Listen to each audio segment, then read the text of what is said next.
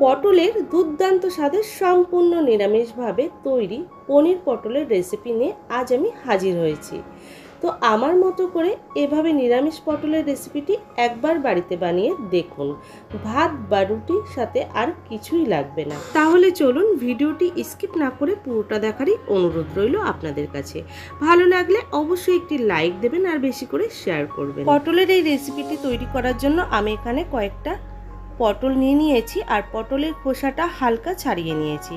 তারপর ভালো করে ধুয়ে পরিষ্কার করে নিয়েছি আর মাথার দিক থেকে এবং পেছন দিক থেকে একটুখানি বটি বা ছুরি দিয়ে চিড়ে নিতে হবে।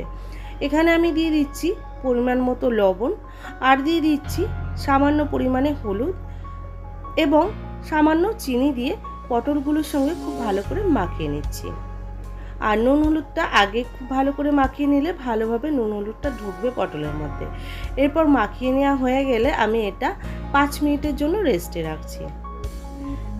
একটা বাটিতে আমি বসিয়ে দিয়েছি কিছুটা গরম জল। গরম জলের মধ্যে 2টো টমেটো আর 2টো শুকনো লঙ্কা আর সামান্য পরিমাণে লবণ দিয়ে টমেটোটা খুব ভালো করে বয়েল করে নিলাম। তো টমেটোটা আমার খুব ভালো করে বয়েল করে নেওয়া হয়ে গেছে আর সুসিদ্ধ হয়েও গেছে। এরপর আমি এটা ঠান্ডা করে টমেটোর খোসাটা ছাড়িয়ে মিক্সির বাটিতে নিয়ে নিচ্ছি। তো মিক্সির জারে আমি নিয়েছি আর নিয়েছি সামান্য পরিমাণে আদা। এগুলো আমি মিহি পেস্ট তৈরি করে নেব। কড়াইতে নিয়েছি বেশ কিছুটা পরিমাণে সর্ষের তেল। তেলটা গরম হয়ে গেছে। এরপর নুন হলুদ মাখানো পটলটা দিয়ে দিলাম আর পটলটা দিয়ে তেলের সঙ্গে নাড়িয়ে চাড়িয়ে নিচ্ছি। প্রিয় দর্শক বন্ধুরা, আমার রান্নার যদি আপনাদের ভালো লেগে থাকে তাহলে আমার ভিডিওটিতে একটা লাইক দেবেন আর বন্ধুদের সাথে শেয়ার করবেন। যেসব বন্ধুরা আমার ভিডিওটি এখনও সাবস্ক্রাইব করেননি তারা অবশ্যই সাবস্ক্রাইব করে নেবেন আর ফেসবুক থেকে দেখে থাকলে পেজটি ফলো করে নেওয়ার অনুরোধ রইল।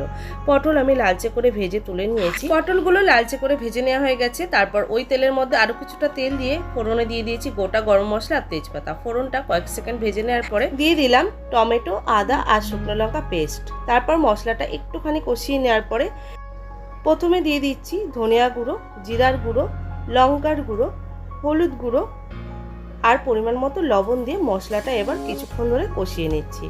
আর বন্ধুরা, মশলাটা যত কষাবেন ততই কিন্তু রান্নার টেস্ট বেড়ে যাবে। মশলাটা আমি 3 মিনিট মতো ভালো করে কষিয়ে নিয়েছি। এরপর আমি এখানে দিয়ে দেব অল্প পরিমাণে ক্যাপসিকাম কুচি। তারপর আবারও মশলার সঙ্গে একটু কষিয়ে নিচ্ছি। বন্ধুরা, আমার ভিডিওটি স্কিপ না করে পুরোটা দেখারই অনুরোধ রইল আর ভালো লাগলে অবশ্যই একটি লাইক দিয়ে আমাকে উৎসাহিত করবেন। দেখুন মশলা থেকে তেল ছাড়তে শুরু করে দিয়েছে। এরপর ভেজে রাখা পটলগুলো দিয়ে ভালো করে মশলার সঙ্গে মিশিয়ে নিলাম। পটলের সঙ্গে মশলাটা একটু কষিয়ে নিতে হবে। তারপর এখানে দিয়ে দিচ্ছি পরিমাণ মতো চিনি। আর নিরামিষ তরকারিতে একটু মিষ্টি হলে কিন্তু ভালো লাগে খেতে। তো মিশিয়ে নেওয়ার পরে তারপরে দিয়ে দিচ্ছি গ্রেট করে রাখা পনির। তারপর আবারও মশলার সঙ্গে মিলিয়ে নিলাম। এরপর আমি এখানে দিয়ে দেব সামান্য পরিমাণে গরম জল। আর গরম জলটা কিন্তু অবশ্যই দেবেন। গরম জল রান্নায় দিলে রান্নার টেস্ট কিন্তু খুব ভালো হয়। তারপর মিলিয়ে নিলাম। এবার সবজিটা আমি 5 মিনিটের মতো ফুটিয়ে নেব। তো 5 মিনিট হয়ে গেছে দেখুন। আর পটলটা কিন্তু খুব সুসিদ্ধ হয়ে গেছে আর আমার পনির পটল রেসিপি কিন্তু একদম পুরোপুরি রেডি হয়ে গেছে।